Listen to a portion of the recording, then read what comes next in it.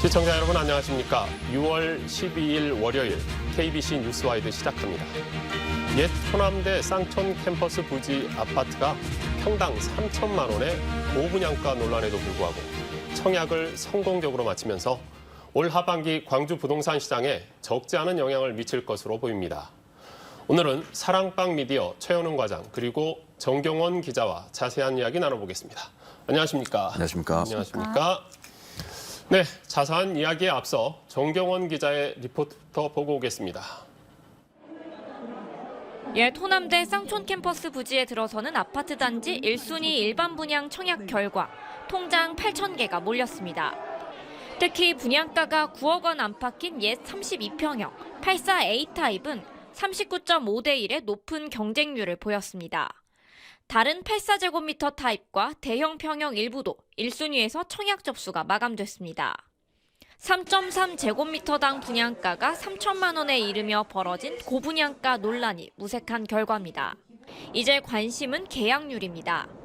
올해 1분기 광주 지역 아파트들의 초기 분양률이 35%에 그친 터라 실제 분양 성패는 100% 계약 여부에 달려있다는 분석입니다. 완판될 경우 지역 부동산 시장엔 큰 변화의 바람이 불 것으로 예상됩니다.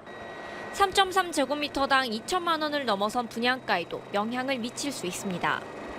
이 때문에 일부 미분양 단지와 최근 분양가에 비해 상대적으로 매매가가 낮은 신축과 준신축 단지들이 다시 관심을 받는 분위기입니다.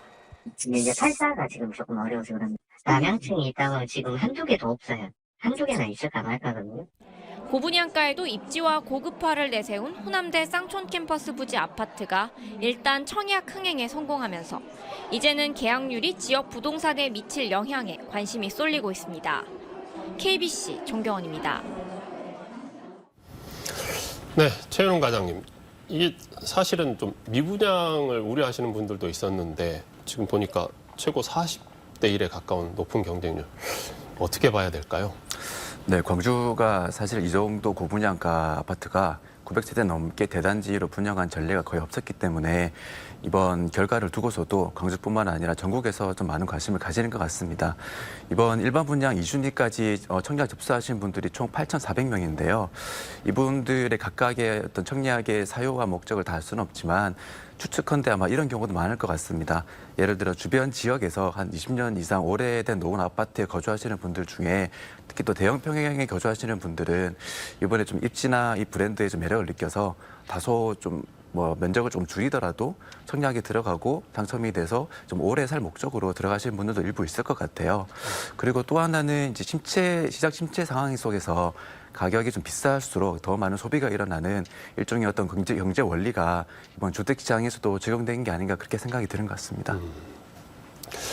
우리 정경원 기자 보기에는 우리가 이렇게 40대 1이라는 경쟁률을 어떻게 봐야 될까요? 저는 굉장히 의외라고 생각을 했었는데요. 부동산 경기 침체가 지금 하루 이틀 된 이야기도 아니고 미분양도 늘어나고 있었기 때문에 3.3제곱미터당 3천만 원이라는 분양가는 좀 받아들이기 어렵지 않을까라고 생각을 했었습니다. 결과를 놓고 보면 양극화라고 볼 수도 있겠는데 일부 유동성 자산이 충분한 실수요자들은 좀 고급 주거 단지로 이주하려는 움직임이 좀 있는 것 같고요. 또 단지 안에 영화관이나 서점, 또 수입 가구와 가전 등을 설치를 하면서 고급화 전략을 가지고 명확하게 타겟팅을 한 결과가 이렇게 나온 게 아닌가라고 생각을 합니다. 우리 최현웅 과장님 아까 그 8,400 엄청나네요. 네. 기본적으로 봐도 그러면 1, 2 해도 한 10대 1 정도? 네, 그 정도는 되는 넘었습니다. 거잖아요. 네, 그렇습니다. 그러면 이게 혹시 실제로 계약을 할지 아니면 그냥 경쟁률만 거품일지 그런 걸 어떻게 예상을 할 수 있을까요? 일단 비교를 위해서 아까 리포트에도 나왔지만 주택도시보증공사에서 발표하는 민간 아파트 초기 분양률이라는 자료가 있습니다. 즉 한 단지의 가구수 대비 계약이 체결된 그런 가구수의 비율을 지역별로 발표하는 건데요. 이 통계를 보면 작년 1분기에 광주는 초기 분양률이 94.8%로 소위 말하는 거의 완판 분위기였습니다. 이때의 평당 분양가 평균은 1,500만 원 수준이었고요. 그러다가 올해 1분기는 이 평당 분양가가 1,668만 원 수준으로 올랐습니다. 그러다 보니 앞서 나온 것처럼 초기 분양 분양률이 35%까지 떨어졌어요. 분양가도 많이 오른 데다가 금리 부담도 좀 커지면서 호대 쌍촌 캠퍼스보다 올해 앞서 분양한 일반 분양 아파트들 중에서 일부 세대 청약 경쟁률이 미달이 났던 사례도 있었습니다. 그 영향 때문에 초기 분양률이 더 떨어진 것 같고요. 다만 호대 쌍촌캠 아파트는 이제 일단 청약 경쟁률이 앞서 그런 미달된 곳보다는 경쟁률이 꽤 높게 나왔어요. 그래서 1분기 평균 초기 분양률보다는 더 높은 계약으로 가는 비율이 생기지 않을까 그렇게 예상이 되는 것 같습니다. 또 이 아파트의 계약 기간이 6월 26일부터 28일까지인데요. 이에 앞서 그 전에 6월 중에 일반 분양을 진행하는 2개 단지가 더 있습니다. 아마 이곳들도 성공적인 청약 경쟁률이 나온다면은 이제 광주 시장 분위기가 긍정적으로 전환되었다고 생각하시는 당첨자분들이 좀 생기셔서 계약 진행률이 더 높아질 수 있고요. 반대가 된다면 실제 계약을 좀 고민하시는 당첨자분들도 생길 거라 그렇게 생각이 됩니다. 이제 우리 최은웅 과장님은 아까 말씀하실 때 1,500평당 1,500 정도에서 네. 거의 완판이었는데 1,600 정도 되니까 30%까지 떨어진 경우도 있었다. 네. 100만 원 정도 올랐는데 그 정도인데 1,500에서 3,000이면 2배인데도 불구하고 이렇게 됐다는 건 좀 의외이긴 해요. 우리 정경훈 기자 이야기했던 것처럼. 만약에 정경훈 기자 보시기에는 그러면 이런 계약 결과가 앞으로 지역 부동산 시장에 어떤 영향을 줄 거라고 생각을 하세요? 일단 뭐 말씀하신 것처럼 계약률을 봐야 될 것 같은데요. 올해 호대 쌍촌캠 부지 아파트뿐만 아니라 상당수 단지들이 고분양가 논란이 있었습니다. 그러다 보니까 특히나 이번 호대 쌍촌캠 청약 전부터 부동산 시장이 좀 많이 들썩인 게 있었거든요. 그래서 뭐 기존 분양권, 그러니까 이번 분양가들보다 좀 저렴했던 기존 분양권이나 그다음에 주변 뭐 입지가 좋은 신축이나 준신축 단지들의 거래량이 좀 늘었고 매매가도 올라가는 추세가 나타났습니다. 만약에 이번 이제 당첨된 분들이 뭐 계약률이 높다면 이런 흐름은 앞으로도 이어질 것 같은데요. 건설사들 입장에서도 뭐 이제 분양가에 뭐 기존에 오른 인건비나 자재비를 반영하지 않을 이유도 없고 그렇다면 분양가는 아마 계속 상승을 할 거고요. 분양가가 계속 높은 상태 유지된다면 뭐 좀 전에 말씀드렸던 것처럼 기존 분양권이나 뭐 신축, 준신축 같은 아파트들은 가격이 좀 더 오를 수 있는 가능성이 있는 것 같습니다. 이게 아까 우리 최은웅 팀장님은 일반 단지 이제 계약률도 좀 지켜봐야 된다라고 말씀은 하셨는데, 근데 거기까지도 만약에 지금 뭐 40대 1이 넘는 처음에 경쟁률 이상에 아니면 완판이 된다고 하면 광주의 부동산 시장에서는 새로운 변화를 감지를 하는 건가요? 아니면 새로운 변화가 왔다라고 봐야 되는 건가요? 일단은 적극적인 변화보다는 지금의 시장 분위기가 다소간 침체되어 있는 시장 분위기가 다소간 살아날 수 있는 그런 정도로 봐야 되는 게 맞는 것 같습니다. 확실히 호대 쌍촌캠 아파트로 인해서 온라인 커뮤니티에서의 설왕설래도 늘었고요. 또 거래 정보 플랫폼에 접속하시는 분들의 수도 많이 늘었습니다. 최근 들어 특히 국토연구원에서 발표하는 주택 소비 심리 지수라는 게 있는데요. 그것도 작년 12월에 최저치를 기록했다가 올해 4월이 되면서 점점 회복세에 있거든요. 이런 여러 가지 심리적인 것들이 복합적으로 이제 시너지를 내면서 시장 분위기가 살아나는 요인을 더해갈 가능성이 생깁니다. 실제로 호대 쌍촌캠 아파트의 청약 경쟁률이 발표된 이후에 좀 미분양 상태였던 다른 프리미엄 아파트들의 계약도 좀 추가로 진행된 건들이 나왔었고요. 또 다른 또 고급화 전략을 쓰는 아파트들의 분양을 앞두고 있는 곳도 진행 속도가 좀 빨라지고 있다는 이야기를 들은 것 같습니다. 다만 반대 의견도 있는데요. 이번 호남대 쌍촌캠 아파트의 호성적은 타깃 소비층 공략과 경품을 비롯한 마케팅의 승리다. 그래서 일시적인 현상이고 또 이것이 지속될지는 좀 두고 봐야 된다는 의견도 있어요. 그래서 여러 가지 좀 가능성이 혼재되어 있는 그런 상황이라고 보시면 될 것 같습니다. 이제 긍정적인 부분에서는 이렇게 말씀해 주시는데 이제 아무래도 우려하는 이야기들이 완전히 사라질 수는 없잖아요. 네. 그러면 좀 지켜봐야 된다라는 사람들 입장에서는 어느 정도까지 지켜봐야 이게 지금 긍정적인 신호를 딱 캐치할 수 있을까요? 일단 딱 명확한 지표가 있지는 않은데요. 여러 가지 금리 상황이 지금은 시장 침체를 이끌어가는 가장 중요한 것 같습니다. 그래서 일단 금리 변화가 어떻게 될 것인가, 그리고 사람들이 그 금리에 적응을 해가면서 또 앞으로 어떻게 주택을 구매할 계획을 세울 수 있을 것인가 그런 것에 좀 개개인들의 그 상황이 좀 중요한 것 같습니다.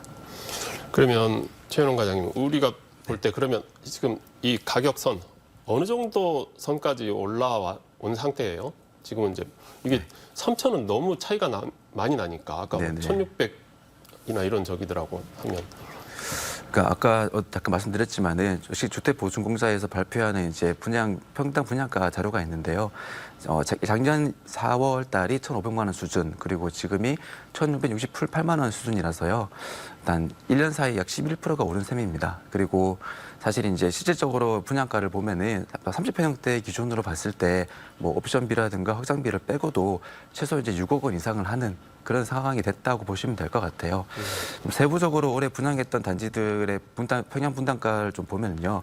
2월 달에 마륵동에서 분양을 했던 일반 분양 아파트가 2,600만 원이었고요. 3월 달에 역시 마륵공원 민간공원 아파트가 1,600만 원. 그리고 4월 달부터 진행했던 재건축 아파트라든가 또 이제 아파트들이 또 2천만 원이 넘어섰습니다. 현재는 거의 2천만 원이 넘는 수준, 좀 싸더라도 1,600만 원 이상을 하는 수준이 좀 일반화되고 있다. 그렇게 보시면 될 것 같습니다.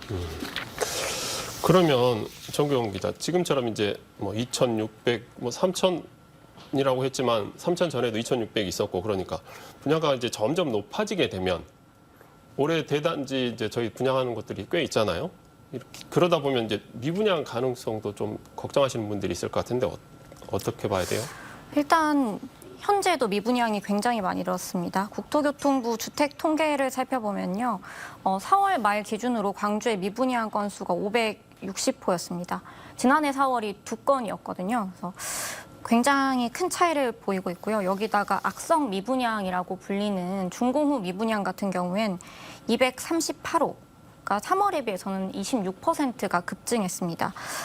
이렇게 미분양이 증가했는데 뭐 부동산 경기 침체는 계속되고 있고 또 미분양 분양가는 계속 치솟고 있고 이런 상황이 이제 계속 겹쳐지면서 미분양 우려가 계속 나오고 있고요. 올해 같은 경우에는 뭐 중앙공원 1지구가 2,800세대, 신가 재개발 2,700세대 뭐 이렇게 일반 분양이 전체적으로 한 7,000세대 이상이 예정이 돼 있기 때문에 고분양가 흐름이 계속된다면 이제 수요자들 입장에서는 분양하는 아파트들을 외면할 수밖에 없지 않을까. 미분양이 늘어날 수 있을 것 같습니다. 이제 우리 정경무 기자는 고분양가 흐름이 계속된다면이라는 전제를 달았는데 그러면 고분양가 흐름이 전제되지 않으려면 이게 분양가는 어느 정도가 적정하다고 보세요? 우리 과장님 보시기에는. 일단 광주 지역 분들의 소득 수준에 맞는 어느 정도 감당할 수 있는 정도의 분양가가 책정이 돼야겠죠. 근데 다만 이번 호남대 쌍촌 사례도 보듯이 광주 시민분들이 이제 감당할 수 있는 소득의 규모가 사실은 측정하기가 쉽지 않은 부분인 것 같습니다. 각종 통계에서도 지역별 소득을 내긴 하지만 사실은 뭐 표본이 좀 적다든가 아니면 뭐 국민연금의 직장 가입자 수를 이제 계산을 통해서 한다든가 조금 정제되지 않는 통계들이 많아서 실질적인 소득이 얼마인지는 크게 저희가 좀 파악하기 쉽지 않은 구조이긴 합니다. 네. 그러니까 이게 지금 미분양을 더 이상 늘리지 않을 적정한 뭐 광주 지역의 아파트 분양가라는 걸 산정하는 게 좀 쉽지 않다는 거죠. 네, 현재로서는 예상하기가 쉽지 않은 것 같습니다. 그래서 아까 네. 말씀해 주실 때 그 마룻공원 같은 경우는 지금 1,600. 네네. 저희가 이런 지역 부동산 시장에서 이제 민간공원 특례 사업에 대한 관심이 이제 그러다 보니까 커질 수밖에 없는데 아까 마룻공원 1,600이었는데 정경호 기자, 그러면 지금 이 어느 정도 민간공원 아파트들은 상황이 어때요? 전체적으로? 광주 지역 민간공원 그 특례사업 아파트가 전체 10곳입니다. 신용공원 같은 경우에는 지난해 말에 분양을 진행을 했고요. 말씀하신 마륵공원은 올해 3월에 분양을 진행을 했습니다. 신용공원은 당시에 뭐 경기가 워낙 안 좋았기도 하지만 모든 타입 청약이 미달됐었고 현재 선착순 계약이 진행되고 있고요. 마륵공원은 이제 얼마 전에 100% 계약이 완료됐다고 합니다. 나머지 8곳이 한 11,000세대 정도 되는데요. 사업 추진 속도, 그다음에 시행사들이 이제 판단에 따라서 분양 일정이 조금 미뤄졌는데 아마 대부분은 올 하반기 중에 분양을 하지 않을까 생각을 합니다. 다만 아직까지는 분양 시기를 명확하게 밝힌 곳은 없는 상태입니다. 지금 우리 정경 기자 아까 이야기할 때 신영공원은 분양이 저조했고 마르공원은 완판. 이 둘 사이의 가장 큰 차이는 뭐라고 봐야 돼요? 우선 분양 시기에 차이를 둘 수 있겠습니다. 신영공원은 작년 12월에 일반 분양을 했었는데요. 이 시기는 일단 시장 침체 골이 가장 깊었던 시기였습니다. 주택 소비 심리, 거래량, 또 매매 가격 변동률도 역대 최저 수준으로 침체가 됐던 시기였어요. 당시는 기준금리가 언제까지 오를지 예측하기 힘든 상황이었기 때문에 섣불리 주택을 구매할 엄두를 많이들 못 내시던 그런 또 시기이기도 했습니다. 이에 비해 마르공원의 분양 시기는 또 금리 상승의 진정세를 좀 보이고 또 소비 심리도 어느 정도 회복세를 보이던 올해 3월에 분양을 했습니다. 거기에 또 입지 조건이나 세대 수 등 여러 가지 요인들이 또 복합적으로 작용을 해서 그와 같은 차이가 나온 것으로 생각이 됩니다. 네, 물론 그 시기에 문제가 있다고는 해주셨습니다만 그 시기라는 게 몇 개월 차이가 안 나는데 생각보다는 몇 개 차이가 나지 않더라도 그 시기에 좀 변화가 좀 크긴 했었습니다. 네. 그러면 이제 저희가 다음으로는 중앙공원 일지구 여기는 지금 어떻게 전망을 하세요? 일단 중앙공원 일주구는 앞서 기자님 설명하신 것처럼 약 2,779세대 대단지로 진행될 예정입니다. 1블록과 1블록으로 나눠져 있는데요. 1블록이 900여 세대, 2블록이 1,800여 세대 정도입니다. 1블록은 월드컵 경기장 부근으로 화정동과 가까이 있고요. 또 2블록은 금호지구와 풍암지구 사이에 있습니다. 모두 광주의 대표적인 주거 지역을 끼고 있는 입지적인 특징이 있어요. 그러다 보니까 이것들이 이제 이 주택 지구들이 건설된 지 좀 이제 어느 정도 노후가 되기 때문에 여기에 사시는 분들 중에서 신축으로 이주하시고자 하는 분들, 그분들이 수요가 꽤 많은 상황으로 보입니다. 문제는 분양 가격인데요. 일단 시공사는 시공 능력 평가 12 이내에 이제 건설 사업으로 지금 예정이 되어 있고 또 높은 분양가가 측정이 될 거다라는 이야기가 많이 나오고 있습니다. 현재 또 금호동과 화정동 또 풍암동에 구축 아파트들의 평균 매매 가격을 보면은 평당 한 900만 원 수준이에요. 그러니까 그 현재 거주하시는 분들이 그 집을 팔고 그 자금을 바탕으로 신축으로 이주하고자 하는 계획을 세우신다는 가정했을 때 구축 평당 가격과 또 신축 분양가의 차이가 이제 2배 혹은 3배까지 간다면은 2,800여 세대에 가까운 그런 대단지를 다 채울 수 있을까에 대한 조금 우려가 나오는 것도 사실입니다. 반대로 다만 최근에 좀 회복세를 보이는 시장 분위기를 힘입어서 어느 정도 많은 분들이 또 청약을 넣으실 거다 그렇게 보시는 분들도 있는 것 같습니다. 좀 더 지켜봐야 될 것 같은데 정경 기자, 그런데 이 중앙공원 일지구 하면 저희가 다른 뭐 세대수나 뭐 분양가보다 더 저기 한 게 그동안의 소송전, 언론에 자주 많이 나왔던 게 소송전 문제가 있었어요. 이게 영향을 미치지는 않을까요? 일단은 뭐 그동안 있었던 소송전 자체는 뭐 분양 시기에 영향을 미칠 것 같지는 않은데요. 이제 최근에 불거진 문제가 풍암호수 수질 개선 방안입니다. 풍암호수 수질 개선 방안을 두고 광주시랑 그다음에 주민협의체가 갈등을 빚고 있는데요. 최근에 광주시 수질 개선 TF가 주민협의체가 주장해온 그 원형 보존이 불가능하다는 결론을 내렸습니다. 당연히 주민협의체는 반발하고 있고요. 풍암호수를 포함한 공원지구를 먼저 조성을 해야 이제 아파트가 들어서는 비공원지구에 대한 조성에 들어갈 수 있는데 공원지구에 포함된 풍암호수 문제가 이렇게 갈등을 일으키면서 사업이 지연될 가능성이 있고요. 지연된다면 또 다른 소송전으로 비화될 가능성이 있기 때문에 분양 시기를 사실 명확하게 이야기하기는 좀 어려울 것 같습니다. 어찌됐든 저희가 이제 10곳의 민간공원 특례사업 같은데 지금 3곳을 이야기했어요. 그럼 나머지 7곳이 남는다는 거죠. 7곳 가운데 우리 최현웅 과장님은 여긴 좀 괜찮을 것 같아요 라고 굳이 한두 개를 꼽는다면 어떤 게 좀 있어요? 방송에서 특정 또 입지를 말씀드리기 좀 그렇긴 한데요. 그래도 특징적을 말씀드리면은 이 중앙공원의 경우처럼 이게 대규모지만 건설된 지 좀 오래된 그런 주거 지역의 인근에 만들어지는 민간공원 아파트들이 있습니다.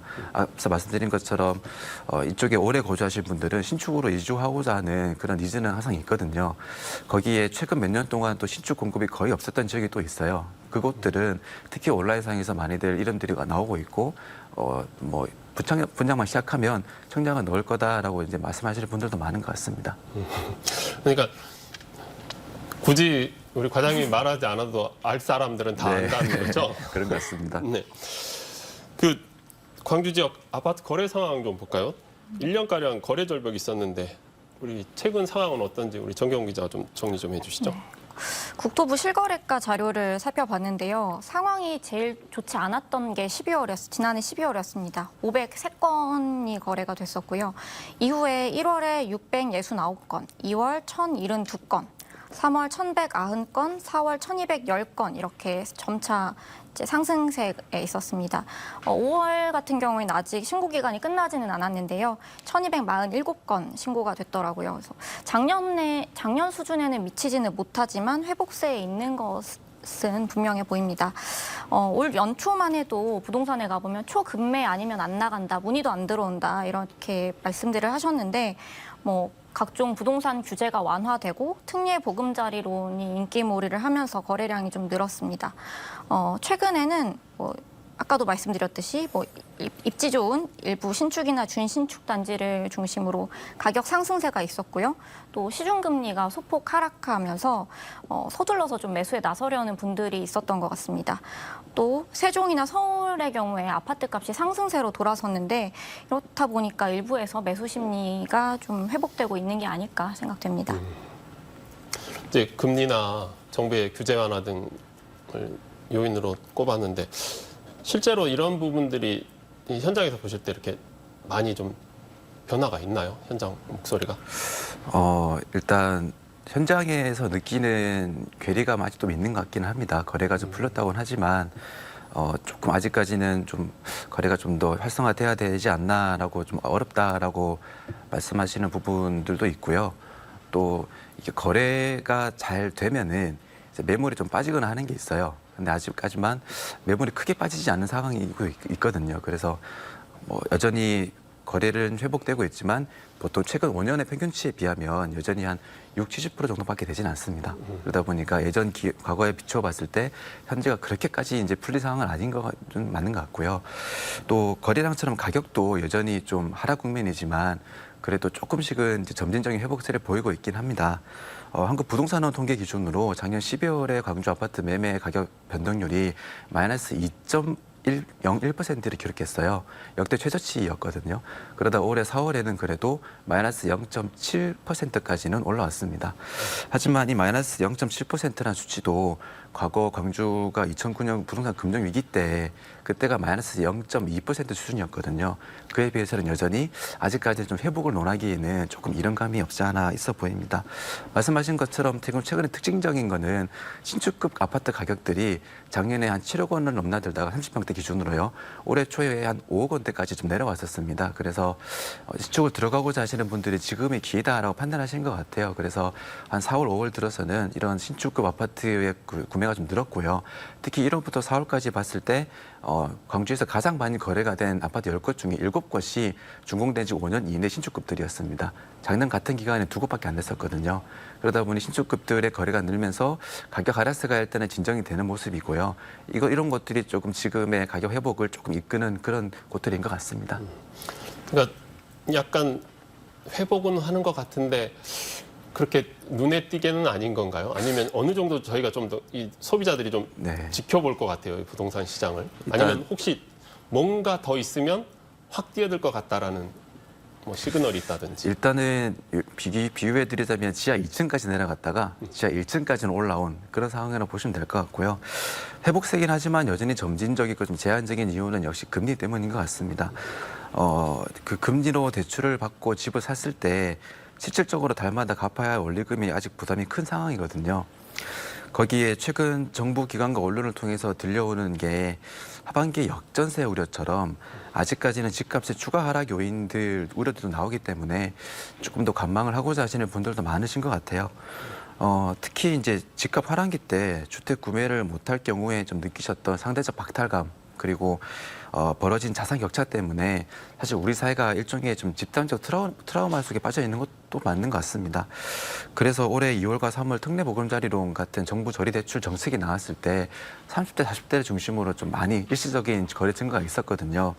좀 요약해 드리자면은 현재 시장 침체 상황은 좀 금리가 동결되면서 큰 이슈가 없다면 지금처럼 점진적인 회복세를 이어갈 것처럼 보이지만 또 새로운 규제 완화 같은 정부의 정책이 또 들어온다면 그것이 또 큰 영향을 미쳐서 시장을 한번 흔들 수 있는 그런 상황인 것 같습니다.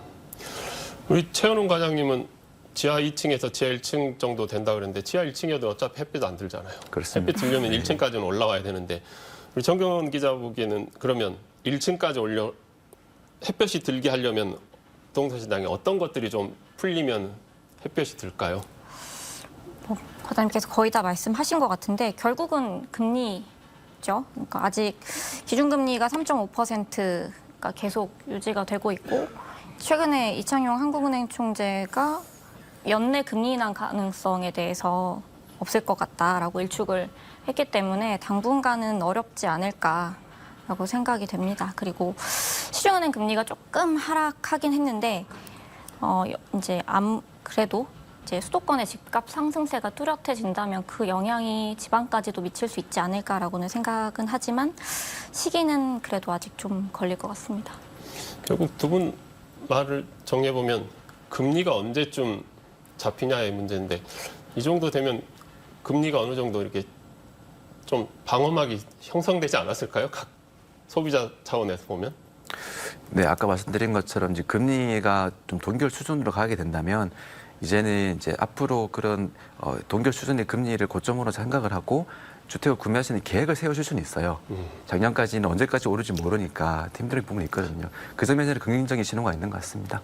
네, 알겠습니다. 오늘 두 분과 함께 살펴본 광주의 부동산 시장 이야기는 여기까지 듣겠습니다. 함께해 주셔서 감사합니다.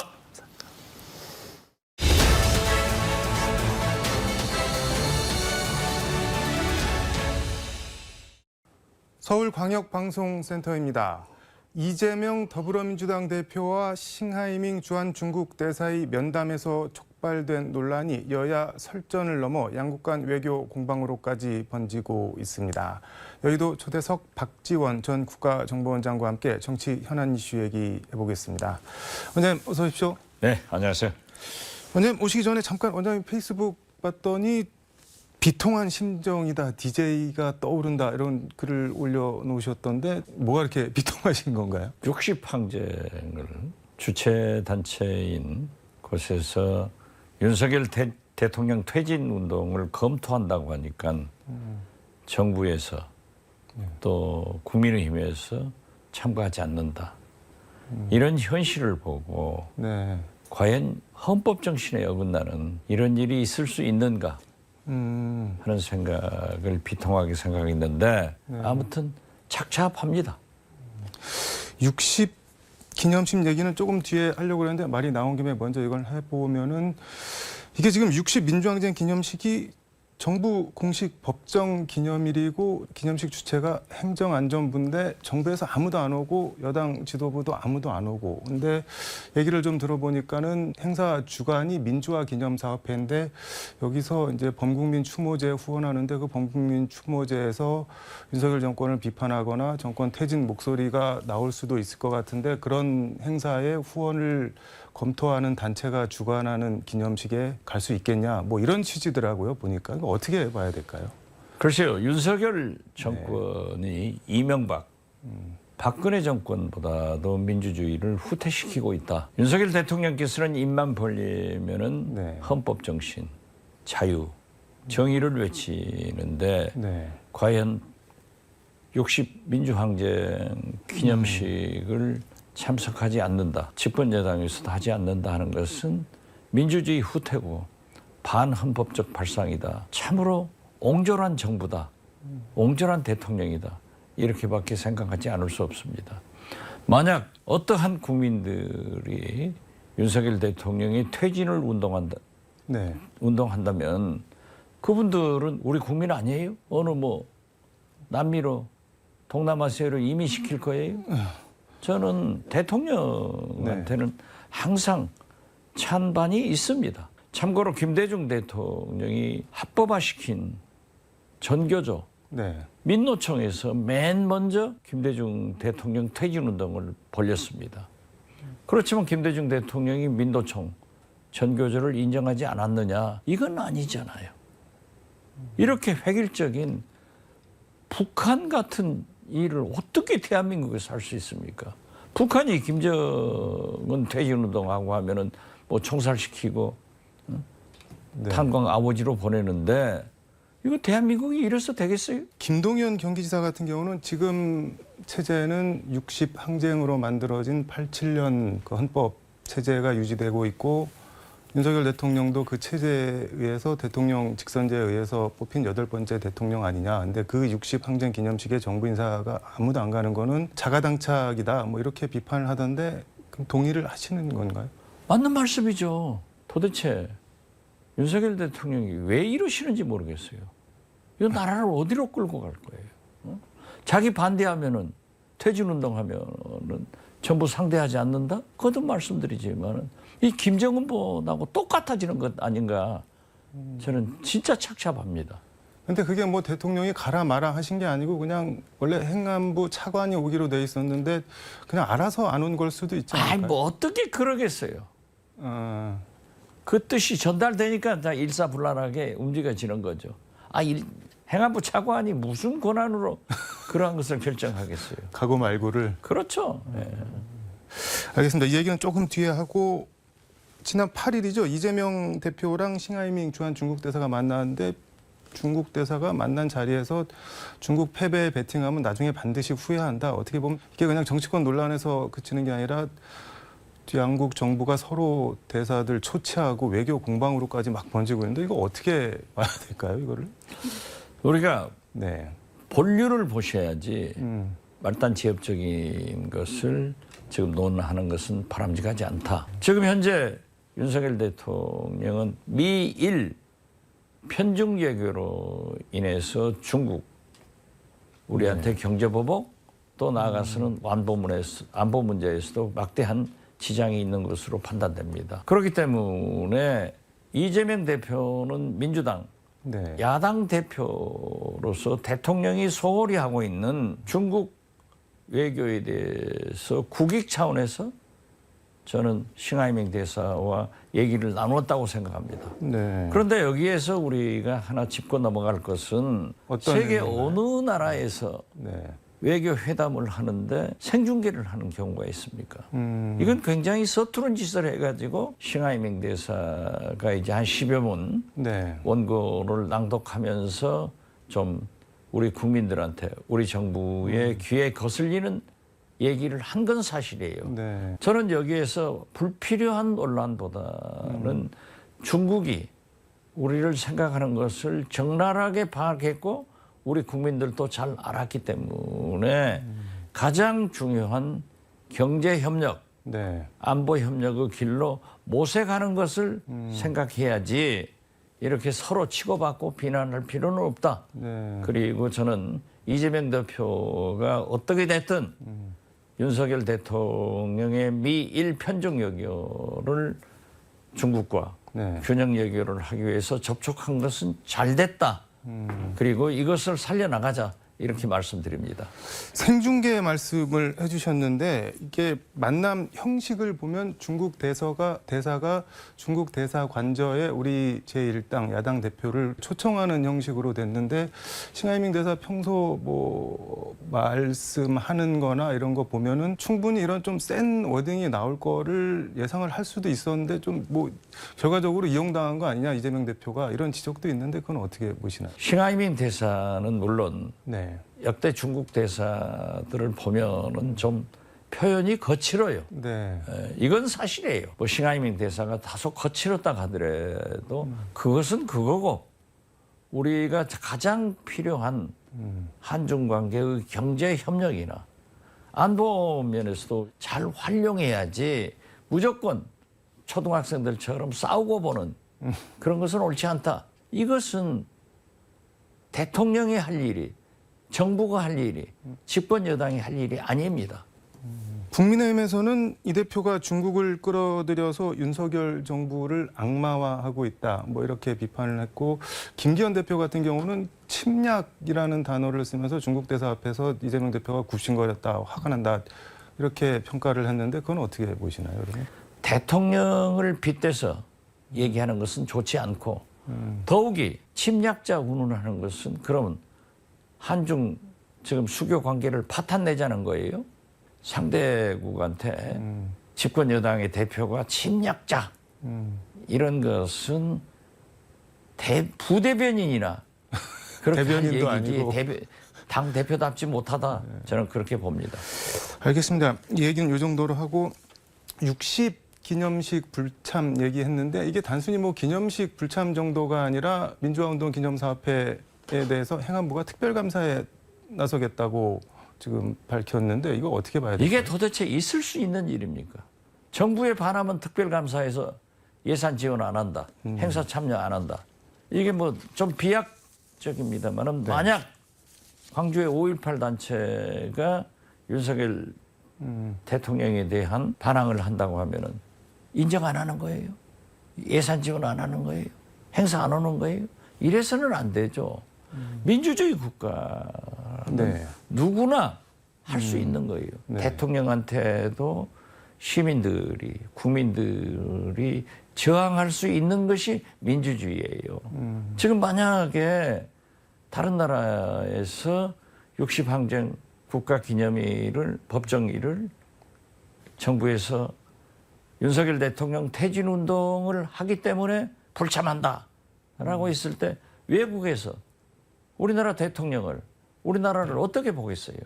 그래서는 안 됩니다. 그러면 그러한 퇴진, 탄핵, 운운한 20, 30%의 국민을 어디로 이민 보내야 돼요? 국민 아니에요? 이건 아닙니다. 절대 이건 윤석열 대통령이 최근에 와서 네. 상당히 강경하게 시민단체, 노조, 방송 장악 이런 순서로 하고 있는데 또 한 번 네. 잘못의 길을 가고 있다. 저는 그렇게 봅니다. 지금 윤석열 대통령이 비영리 민간단체 국고 보조금 비리 엄단하고 철저히 환수하라 그러고 지원 끊겠다 지금 뭐 이러고 있는데 이제 시민단체 쪽에서는 뭐 비판 그냥 틀어막으려고 하는 거 아니냐 이렇게 반발을 하고 있고 이거 어떻게 해야 될까요? 그러면 물론 노조도 그러하지만은 시민단체도 잘못된 국가 보조금, 즉 국민의 세금이 사용됐다고 하면은 제재를 받아야죠. 네. 그건 제재를 하는 게 원칙입니다. 그렇지만 이것을 과잉 단속해서 다 해보니까 314억이 잘못 집행됐더라. 그런데 예산 편성에 314억인데 5천억을 삭감하고 시민단체 활동을 규제한다. 이것도 또 한 번 민주주의를 역행하는 반민주적 길이기 때문에 저는 개혁은 하라 이거죠. 잘못한 것은 개선해라. 그렇지만 무조건 모든 시민단체를 그렇게 압박하고 네. 하는 것은 옳지 않다. 저는 왜 이렇게 윤석열 대통령이 퇴행의 길을 가는지 진짜 이해가 할 수 없습니다. 퇴행으로 가고 있는 그 건가요? 민주주의 퇴행 아니에요. 이게 시민단체 그 반발을 좀 보니까는 이제 대통령실이 발표를 한 게 3년간 6조 8천억 원 정도가 지원이 됐는데 12,000여 시민단체 그 중에 1조 1천억 원 사업을 좀 먼저 들여다봤더니 부정 사용 금액이 314억 원이다. 이런데 1조 1천억 원에서 314억 원이면은 퍼센티지로 하면은 대략 한 3% 정도 되는 돈이고 그다음에 부정 수급 사례라고 밝힌 거 보면은 뭐 통일운동 한다고 하면서 윤석열 정권 취임 뭐 100일 국정 난맥 진단 처방 뭐 이런 강연회 하고 뭐 그런 것들이 다 부정 사용이다. 이제 뭐 이렇게 얘기를 하니까 결국에는 윤석열 정권 비판에 뭐 비읍자만 들어가는 거 나와도 이제 다 예산을 끊으려고 하는 거 아니냐. 뭐 이렇게 지금 반발을 하고 있는 것 같은데. 1조 몇천억 해서 314억은 3%다라고 네. 하지만은 단 0.1%도 네. 시민단체 그 생명이 어디 있습니까? 도덕성 아니에요. 여기에 어긋났다고 하면은 저는 정부가 당연히 제재를 해야 된다고 생각합니다. 그렇지만 이것을 강압적으로 또 정부를 반대하기 때문에 윤석열 대통령 퇴진 네. 이런 것을 운운하기 때문에 하지 않는다 하면은 이것은 민주주의를 포기하는 거예요. 이건 굉장히 불행한 대통령의 길로 가고 있다. 저는 거듭 말씀드립니다. 알겠습니다. 조국 전 장관이 경남 양산 문재인 전 대통령 평산 책방을 방문을 해갖고 일일 책방지기하고 문 전 대통령이랑 뭐 소주도 한 잔 같이 하고 그렇게 하신 모양인데 어떻게 보셨나요? 저도 그 보도를 보았습니다. 네. 모처럼 가셨으니까 뭐 두 분이 네. 그렇게 술 한잔 하면서 모든 얘기를 나눌 수 있어요. 그리고 제가 아마 여기에서 이 여의도 초대석에서 말씀해가지고 굉장히 크게 보도됐었는데 조국 네. 전 장관이 출마할 것이다. 제가 그 관악구 봉천동이에요. 네. 본전 순댓국집이 있는데 네. 그 집이 아주 맛있습니다. 그게 제가 자주 다녀요. 네. 거기에서 가서 물어보면은 그 옆 아파트에 조국 전 장관이 살고 계신다고 그래요. 그래서 그 동네 사람 사당동 아니었나요? 조국 전 장관 집? 지금 봉천동에 사세요. 아, 지금 아예 관악구로 옮기신 예, 관악구로 가셨어요. 아. 그렇기 때문에 이제 서울대 교수고 관악구에 서울대가 있기 때문에 네. 굉장히 그 동네 사람들도 그걸 유심히 보더라고요. 그 동네에서는 나오는 걸로 지금 뭐 기정사실을 하고 있는 모양이네요. 아니 그러면. 글쎄요. 그런데 네. 또 그 본전 순대국 옆에 다음 골목에 가면은 제 후배 딸이 하는 커피숍이 있어요. 네. 그 커피숍에 제가 가서 이제 거기에는 이제 동네 사람들이 많이 모이더라고요. 네. 그래서 조국 장관이 어디서 사냐? 여기서 산다. 그러면 활동을 하더냐? 전혀 그런 건 없다고 그래요. 지금 뭐 조국 장관이 네. 어디에서 지역구 활동을 하는 것은 아니지만은 이번 보도를 보니까 아, 출마할 것 같다. 저는 그렇게 느꼈습니다. 뭐 길 없는 길을 걸어가겠다 이렇게 적었던데 그럼 그게 그렇죠. 나가겠다는 그렇기 뜻은? 때문에 지금 조국 장관의 일 가족이 네. 엄청난 시련을 겪고 있지 않습니까? 지금 현재는 길이 없죠. 그렇기 때문에 그 길을 개척해서 가겠다 하는 것은 상당한 비장한 각오를 나타낸 것이다. 저는 그렇게 봅니다. 길 없는 곳에서 길을 만들어내는 게 총선이 길이 될 수가 있을까요? 조국 전 장관이나 그 가족한테? 글쎄요. 어떻게 됐든 출마를 해서 네. 당선된다고 하면은 또 다른 길이 되겠죠. 근데 두 가지가 궁금한 게 민주당이나 이재명 대표가 조 전 장관한테 공천을 주겠냐 하는 것, 그리고 공천을 줬을 때 민주당이 가령 다음 총선을 뭐 윤석열 정권 심판론 이런 프레임으로 가져갈 수도 있는데 그런 거를 선거 전략을 짜는데 오히려 조금 뭐랄까 헛갈리게 하고 결과적으로 뭐 민주당한테 안 좋은 거 아니냐 뭐 그런 지적도 있을 것 같은데 그런 건 어떻게 보시나요? 우선 조국 장관이 출마하려는지 안 하려는지도 모르고 네. 민주당에 입당을 해서 공천 신청을 하려는지 아닌지도 모르는 상태에서 제가 섣불리 얘기할 수는 없어요. 제가 단지 오래전에 네. 분당 재보궐선거가 났을 때 조국 네. 서울법대 교수였어요. 교수를 만나서 민주당에 입당해가지고 네. 분당 재보궐선거에 나가달라 이렇게 얘기를 했더니 자기는 정치에 나올 생각이 없다. 그러면서 실질적으로 보면은 민노당 네. 그 노회찬 의원하고 굉장히 가까워서 그쪽에 많은 활동을 하고 계신다고 얘기를 하더라고요. 그러니까 지금 현재 조국 장관이 스스로 그냥 무소속으로 출마를 할지 민주당으로 올지 또 다른 당으로 갈지 그것은 모르는데 제가 섣불리 얘기할 수는 없어요. 없죠. 그렇지만 조국 장관으로서는 무엇인가를 모색하고 있구나 이렇게는 느꼈습니다. 알겠습니다. 시간이 좀 지났긴 했는데 이거 하나만 더 여쭤볼게요. 지금 방통위원장으로 이동관 대통령 대협력특보가 유력하게 거론되는데 지금 아들 학폭 논란이 뭐 약간 진실 공방으로까지 벌어지고 있고 그다음에 뭐 추가 폭로 같은 게 계속 나오고 있는데 뭐 이런 논란은 차치하고 이번 주 한 15일쯤 임명한다. 대통령이 지명을 발표한다는 보도가 나오고 있는데 그전에는 정순신 사태 때는 그냥 바로 임명했는데 철회하고 그랬는데 이번에는 이렇게 논란이 큰데도 이렇게 내정 발표를 지명을 하려고 하는 거는 이건 어떻게 봐야 될까요? 그러면? 저는 지금도 네. 윤석열 대통령이 방통위원장으로 이동관 특보를 임명하지 않아야 된다. 않을 것이다의 방점을 찍고 있습니다. 만약에 임명을 했을 때 네. 글로리, 더 글로리 시즌2가 돼서 새로운 사회적 국가적 문제를 야기할 것 아닌가 그렇게 보고 거듭 말씀드리지만 저는 이동관 특보하고 네. 동아일보 기자 때부터 아주 네. 가까웠는데 본인을 위해서나 가족 그 아드님의 미래를 위해서 이동관 수석이 고사 사양해야 된다 이렇게 생각하고 있습니다. 이제 적극적으로 해명하는 거 보면은 뭐 아니 안 하더라도 네. 해명은 할 수 있잖아요.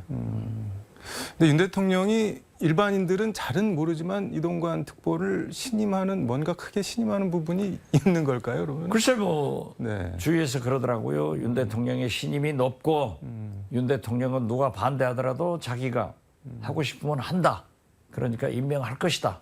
라고 하는데 아무렴 대통령이 네. 국민이 반대하고 지금 현재 더 글로리는 우리 한국 사회에서 가장 큰 교육 사회적 국민적 문제 중에 하나인데 시즌2를 하겠느냐. 그러면 정순신 변호사가 땅을 치죠. 나는 뭐야? 하고. 알겠습니다. 오늘 말씀은 여기까지 듣도록 하겠습니다. 고맙습니다. 네, 감사합니다.